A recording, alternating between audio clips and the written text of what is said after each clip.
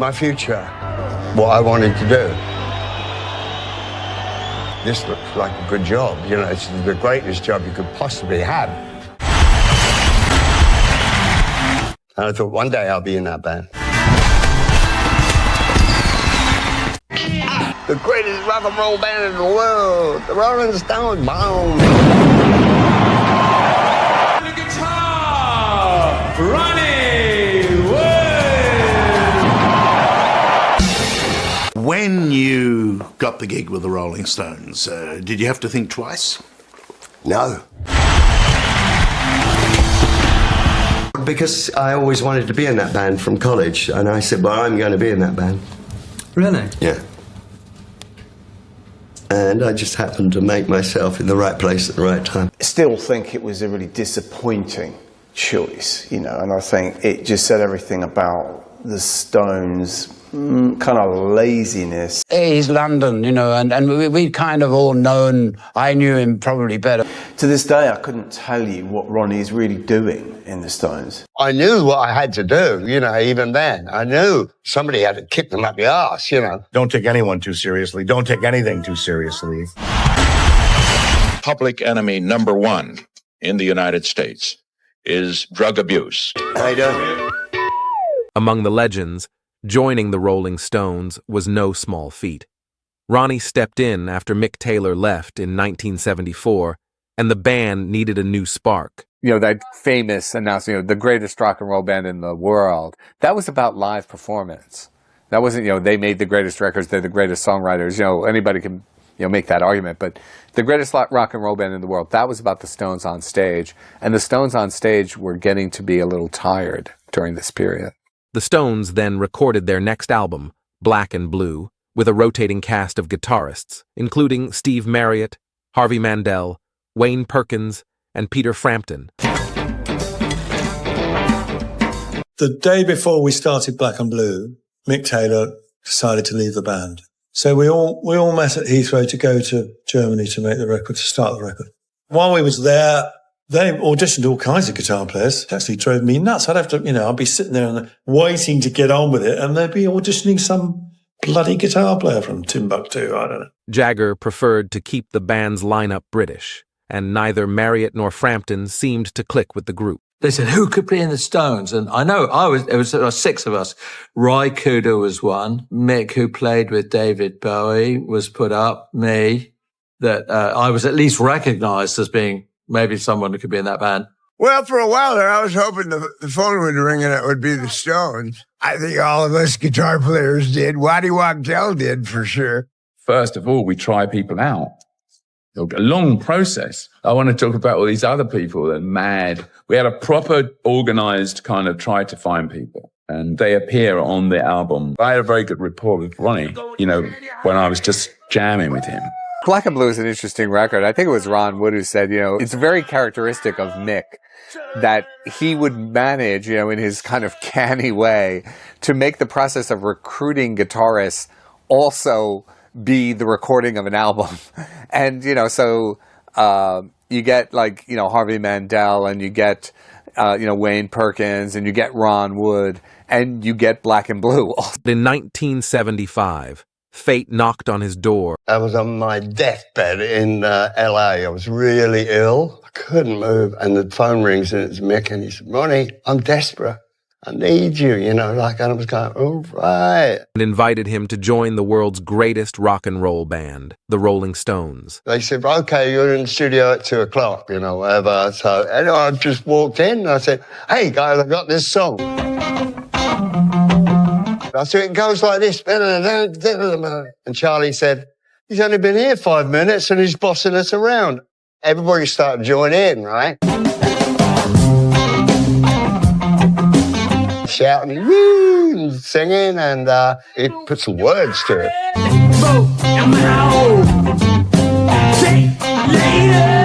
And so, Ronnie Wood found his place among rock's greatest legends. Tune-out room session.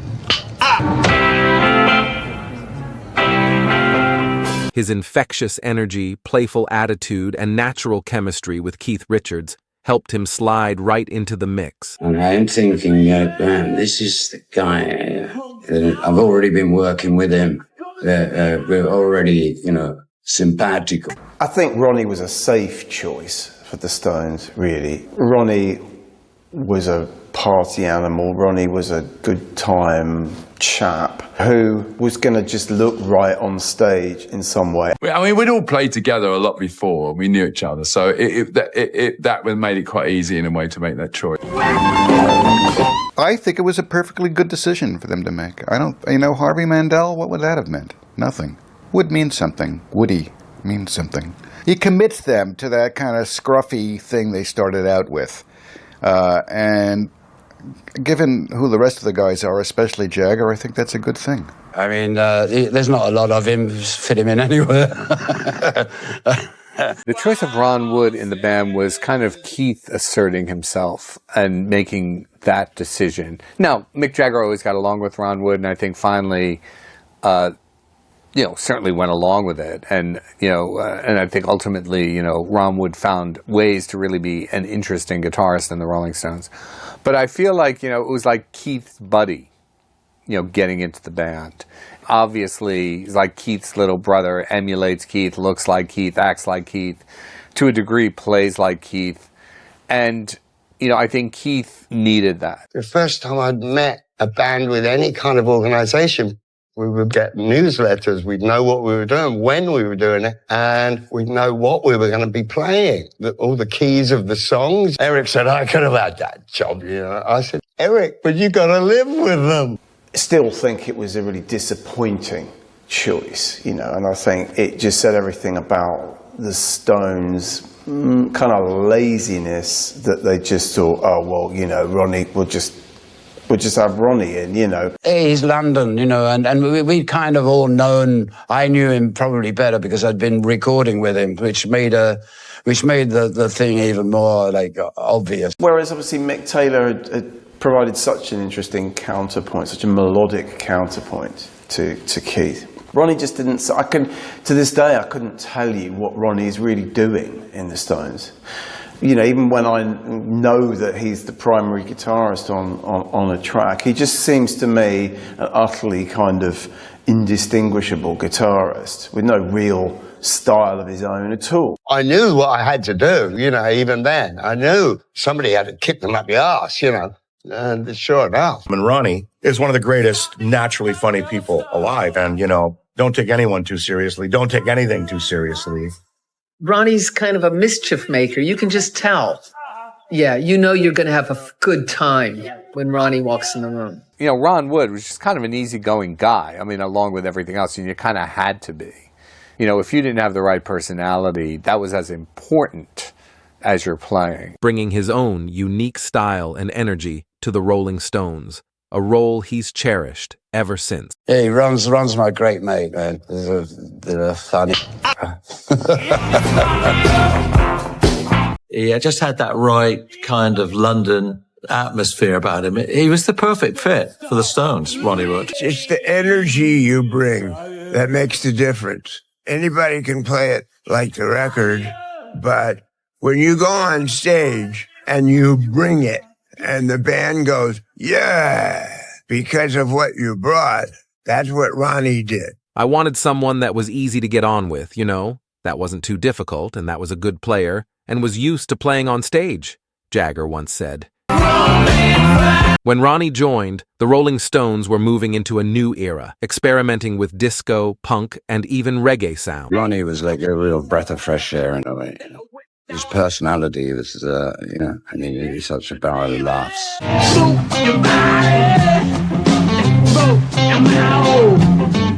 He fitted like a glove. Ronnie became the link between the two strong egos and the two light egos. And it worked great.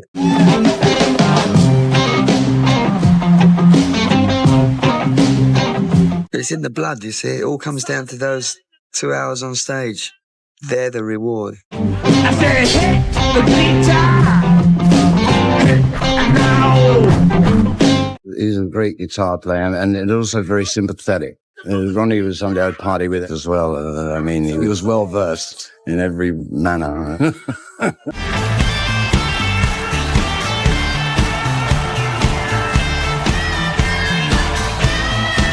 Albums like Some Girls, 1978, and Emotional Rescue, 1980, showed off Ronnie's range, from his slide guitar on Shattered to his funky groove on Miss You.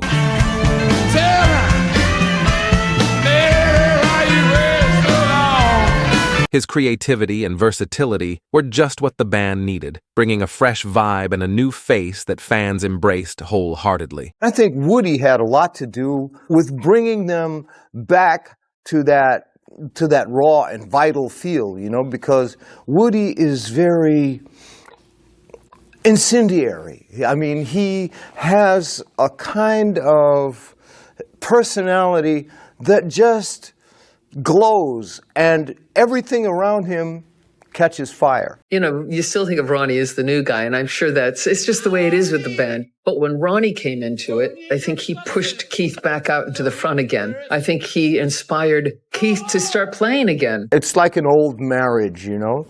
And it was kind of like, you know, one of the guests at the wedding 30 years ago came and reminded them how much they loved each other, you know, and that brought the music and the magic together. They play very well together. Keith loves Ronnie playing because it's like interchanging. I don't know, I don't listen to either of them.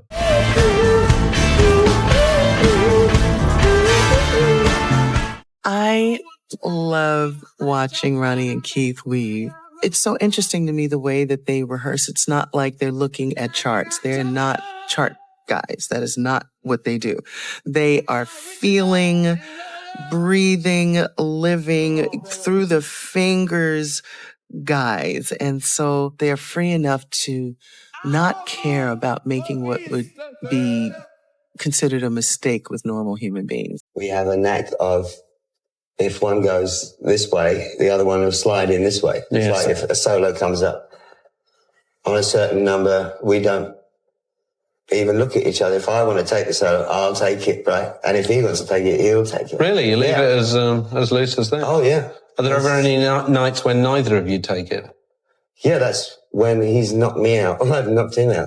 The beauty of the Stones is that you never know. They're always walking a tightrope. Expect the unexpected. But that high wire act isn't just down to natural chemistry. The Rolling Stones had gone from being the band that everyone hated to the band that everyone loved. We'd gone from unacceptable to totally acceptable. Everything had changed. We became a kind of institution, and we hadn't even got to be 40 yet. Come home! Come home! Cats have 9 lives, and we've seemed to have got through about 20 fucking lives so far. I don't know how we do it.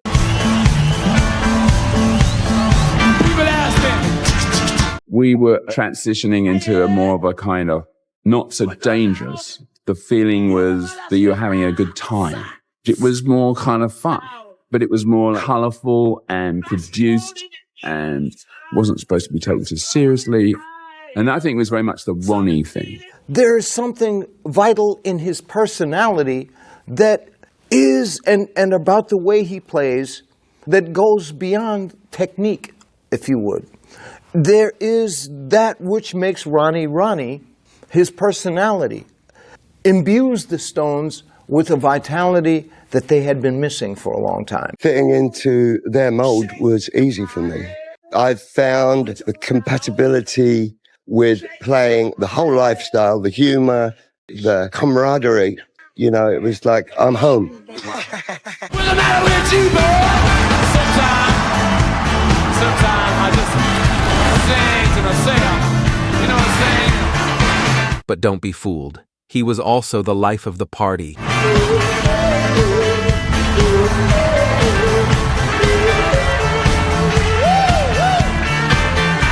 Ronnie loved the wild side of rock and roll just as much as the rest of them, often leading the charge in those legendary, off-stage escapades that became part of Stones folklore. You love the Rolling Stones more than you love God. What's the matter, man? We gonna come around at 12 with some Puerto Rican girls that are dying to meet you. The 1970s were a heady time for rock music.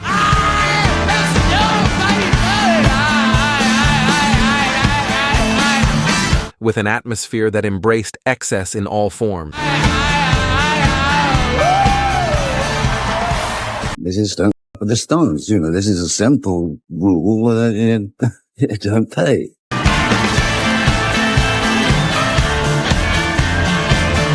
As Wood's fame grew, so did his indulgence in drugs and alcohol. He became known for his hard partying lifestyle, which often included heavy drinking, cocaine, heroin, and later crack cocaine. We used to party heavy. There was a whole series of decades where we were all really high. Even in our most spaced out days, there was like a little switch that would go, okay, I've got to go on stage now, like I've got to get it together. I think that's what saved my life a lot and all of our lives during the heavy using years was the actual focus of having to get it together to be in front of an audience and give them what they wanted. Wood's addictions began to take a toll on both his personal and professional life. His marriages and relationships were strained and his health deteriorated. A lot of it was the ritual, the rolling of the joint, the filling of the pipe. And then that would be set against the ritual of the way the music was structured. That gave you the feeling of invincibility, that you could tackle anything. By the 1980s, Wood's addiction issues were escalating. In the crazy days, it got out of hand when it was the bass pipe. There were several incidents where his erratic behavior was a direct result of his substance abuse. I used to quite initially think it was the best thing going. I would take it to parties and go, everybody's got to try this. Public enemy number one in the United States is drug abuse. Crack cocaine. It's as innocent looking as candy, but it's turning our cities into battle zones. Tell us what happened. If I could, I would, but I just don't believe it. Hey, Jay, let me borrow your pay, Ron. I'll buy that hat from you. The police observed the car swerving on the road, and police stopped him as a result. During tours, he was often seen with a bottle in hand, and his struggles with crack cocaine became a public secret. We stopped in a roadside cafe, and Keith and I were in the bathroom high and stuff for a couple of hours, and people have reported these two guys still haven't come out, you know. In those little hip towns, it would cause a big stir. When the police came in, and we were juggling different kinds of dope and different kinds of smoke, doing sleight of hand, and boom, look over there, bomb. EMG is everything must go. That's when you're coming up to a border for the smoke area, and then open a window and chuck the rest of the stash out. It's a rule, you know, toss it all. EMG, everything must go. My sweet ass.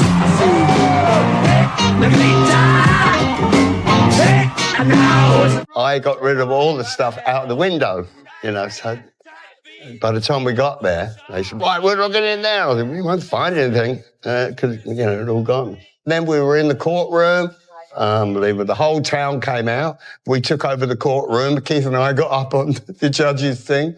I had the gaggle. We were swapping, doing autographs and swapping hats with people and stuff. Police have been very good to us here and have treated the group with respect and been very courteous to us. They were not placed in a jail cell.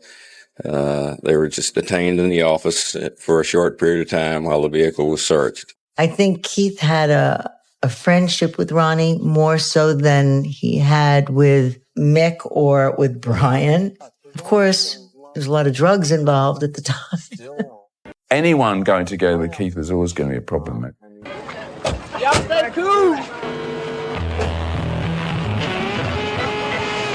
Bandmates and friends often expressed concern over his behavior, but the culture of rock and roll at the time made such lifestyles almost an expectation rather than an exception. We lived and breathed the songs, Keith and I, morning, noon, and night, and when we slept, which was very rare, very rare. And we live and breathe other influences, whether it be Mozart or Marley. When the drugs worked, you had a line of really good pharmaceutical. You had a great song coming out of it, you know. or a great painting. All the shit that we take for granted when we're touring and all that red carpet shit and hotels and this and that. The other. When those guys did it, the only people that liked them were the fans. Nobody catered to rock bands on the road back then. You know, nobody wanted them around. They were dirty. They did drugs. You know, they went totally against the grain back in those days. You know, they were the f***ing real deal. How long have you been here? Since Friday morning, about 8 a.m. How do you eat? Oh, we take a walk to the liquor store, buy a loaf of bread, some bologna and cheese, and put it all together and eat it, man. Oh, man, the Rolling Stones are just it, you know. What do you mean? They're the greatest rock and roll band in the world. I think Sorcerer's Apprentice is quite a compliment. Because I was, in a way, I was being broken into a really dangerous ground. People really were dying, you know, to try and keep up with Keith's struggling tape.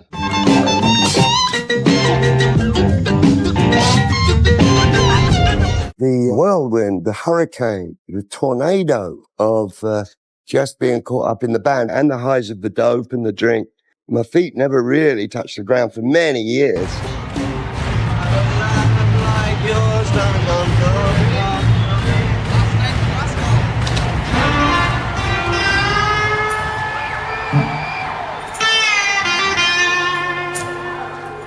His dependency impacted not only his performance on stage, but also his relationships within the band and with his family. Obviously, the downside, the top of it depends what drugs you're talking about. It depends how they react on you. The hard stuff, it ain't called the hard stuff for nothing.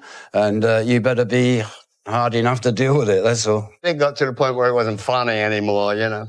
It was just like getting high with that pipe was frightening. Do anything for it. When it came to freebase, it was like, this is nuts, you know. It had to stop. Ronnie Wood made several attempts to quit drugs and alcohol over the years. There was some problems with Ronnie. These efforts often met with temporary success. I'll cover it. Only to be followed by relapse. Ronnie was on the other side of the hotel and somebody would come at the thing.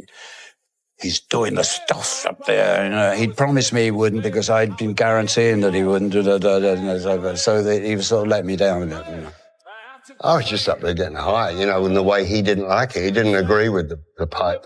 And he thought I had another woman because he's terribly moral. I flew into a rage. And zoomed through the hotel. There's a whole posse of people going around the corridors searching for me. So I get to Ronnie's room and knock on the door. I finally came out. I smell the stuff coming out. You can't. So I gave him some back. We all fall into Ronnie's room. He tries to land one on me. The couch goes over.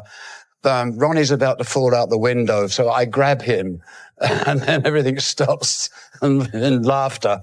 And that was that. Yeah, that was the one bundle. We laughed it off, but I went into the next room as Mick and Charlie on the floor. They're playing some game on the floor, and I went, "Wait, look at me! I'm covered in blood." And they just sort of went, you know, like, "Okay, Rockin'Rollin, your move." Despite these challenges, Wood remained a key figure in the Rolling Stones. His charisma, musical talent, and ability to deliver captivating performances kept him in the band's inner circle, even as his personal life spiraled. Look at that, because to me, Ronnie's there Rolling Stone. I need that man, like, you know, I need breathing. And that's brothers. They are brothers. Like it or not, that is your brother. Keith can talk shit about Ronnie, but you can't. No, I'll do that. That's nobody's place but his. It wasn't until the early 2000s that Wood began to take his recovery more seriously. The pot calling the kettle black is one thing, but sometimes I thought he was a little reckless with it. Mick and Keith stuck up for Ronnie through a lot. You know, when Ronnie was drinking and like we all were, but Ronnie was more, as everything's more with Ronnie. With the support of his bandmates, family, and professional help, he checked into rehabilitation centers multiple times, each stay contributing to his understanding of the need for a sober life. Mick said, "Do you think you might need a little help? Do you think you would do that?" And I said, "Sure, I'll give it a go. He said, when do you want to do it? And I said, a couple of weeks. He said, what about tomorrow, you know? And I said, okay, I like a challenge, let's start. That was my first rehab. You know, he really wanted to be a sober person, but it was very difficult to do. And it is difficult to do if you've been doing it all your life.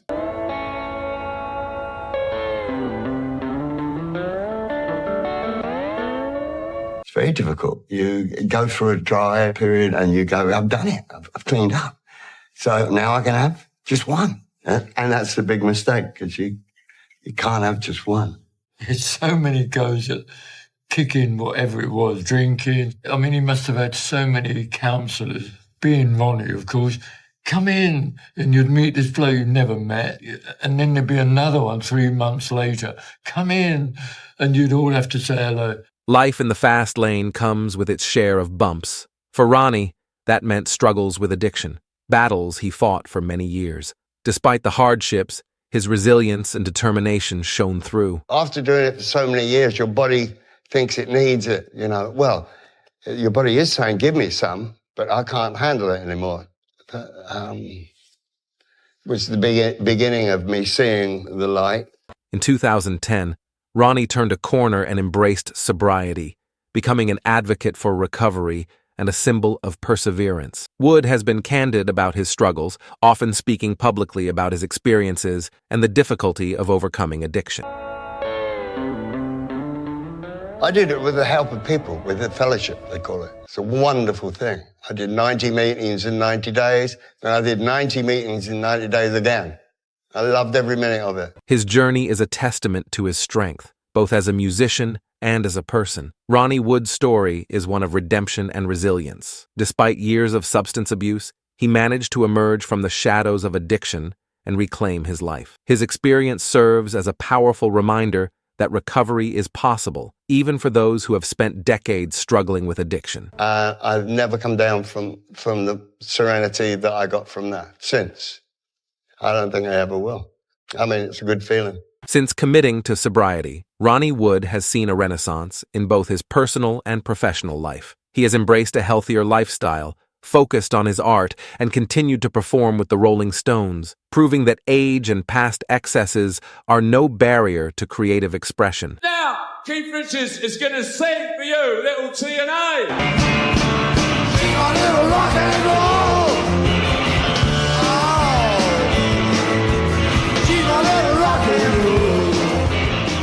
Known for his easygoing nature, Ronnie often played the role of peacemaker in the band, smoothing out tensions between Mick Jagger and Keith Richards. Ronnie's a great mediator between the two. He notices frictions and things and likes to heal the wounds, you know. Ronnie's always been emotionally sensitive, you know. Ronnie doesn't like confrontation, I don't think, doesn't like aggro. When things got too heated, Ronnie would be there with a joke, a smile, or a story to lighten the mood. There's all kinds of girlfriend management rumors, people putting a spoke in saying, he said this about you, you know. You have to let all that ride, you know, you can't be affected by all that. The band have been together for 60 years, but there were moments when the Stones came very close to breaking up. Yeah, there have been a couple of spots where it was quite possible. There was a possibility, I suppose, when around the time Ronnie joined, when Mick had left. And there was a possibility in the 80s when Mick wanted to do solo work. Thanks, Mother. Love you. Mick releases his first solo album, She's the Boss, in February 1985. A few weeks later, the Stones go into the studio to start sessions for the album that would become Dirty Work. Yeah, remember tempo, because it's the second only one on the album that's slow. Hold it down there, let's take it easy. We ain't trying to cut a track now. All we're trying to do is keep an idea on tap. This time, even Ronnie isn't able to lighten the mood. When I got there, it was bad. It was bad. Stop passing the buck, Wood. Beat it up right away and you f*** my notes up. Okay. I've heard them have arguments. I could hear the screaming through the door. Yeah, it was hatred from Keith that was really severe. Didn't want his name mentioned, didn't want to ever see him again, and blah, blah, blah. And It was just bad vibes. And the pair of them were not going to make up this time. The Stones are off the road indefinitely. Those around the band wonder if this might finally be the end of it all. Do you have the desire to go back on tour for a while? I'd love to go on the road, but right now I think, to be perfectly honest, up to a year in the studio with the Rolling Stones, I could do it with a little time away from them. Right. I mean, you know, I think it's a little bit, the relationships are a little bit fragile. And I think to go on the road, that will show on the stage. The period from 76 through to the mid-80s, Jagger is really at the helm. Keith was out there, crashed out under the sofa quite a lot of the time, and he really had his work cut out. When the Stones had their backs against the wall, there's that element of sort of fight there. We've read a great deal about your relationship with Mick recently, that you want to go on tour and Mick doesn't want to go on tour, and that's the cause of tension. Is that the case? Yeah, but I mean, you don't do a gig like this without having fights occasionally. This one just happens to pop out into public, you know. You've got to have one guy who's extrovert and ambitious and together and controlling and all those things. And then the flip side of that, or the yang to that yin, or however you want to put it, is the more saturnine, darker figure, the creative animus of the thing. But I think at a certain point, those poles become more starkly defined. You know, in other words, you know, Mick becomes more controlling and more ambitious, and Keith becomes more sort of set in his way. I've got to keep this institution going. So, you know, I've got to act now. So I rang up Mick and I said, if I got Keith in 15 minutes, would you talk to him? And he said, yeah, I would. You know, and so I prepared the ground and I said, okay. Before I know it, I'm calling Mick saying, "Sorry, we've got to do something, man," you know. And suddenly it all falls back into place again. And it's almost as if you're, I hate this with saying all about authority and everything, but it's as if some higher authority is, Keith, that's the end, go on. That was a higher power move in there, you know. He's the guy who brought the band closer, added a new dimension to their sound, and kept things light even in the darkest time. Ronnie is sort of like a glue that holds this band together. He came there with an energy that they needed that nobody else provided. His personality imbues the Stones with a vitality that they had been missing for a long time. Even though the rest of the world may not know it, Mick and Keith know it. Ladies and gentlemen, will you please welcome the Rolling Stones? After a deep, cold winter, spring will come. I think they love him for that, you know. They probably hated him at times, too, because they want to be mad at each other. And then Ronnie comes in and makes them laugh about something. It's like, get out of here, Ronnie. Childhood living. I've got to keep this thing going, in motion, you know, whatever it takes. Over 60 years, Ronnie Wood has never let that spark die. From first sight of the Stones as a teenager to still touring with them into his 70s. Did Ronnie save the Stones? Of course he did. No matter what's going on, he'll say, you know, we'll be all right, we'll get through that. It'll be fine. And I really would go so far as to say, no Ronnie, no Rolling Stones. Not now.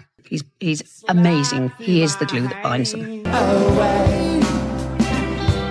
Ronnie's contributions to the band have made him an essential part of their history, turning him from the new guy into a Rolling Stones legend in his own right. Ronnie Wood's life with the Rolling Stones is a tale of grit, groove, and a whole lot of heart. Ronnie's the MSG. He's the sticky stuff that's keeping it all together.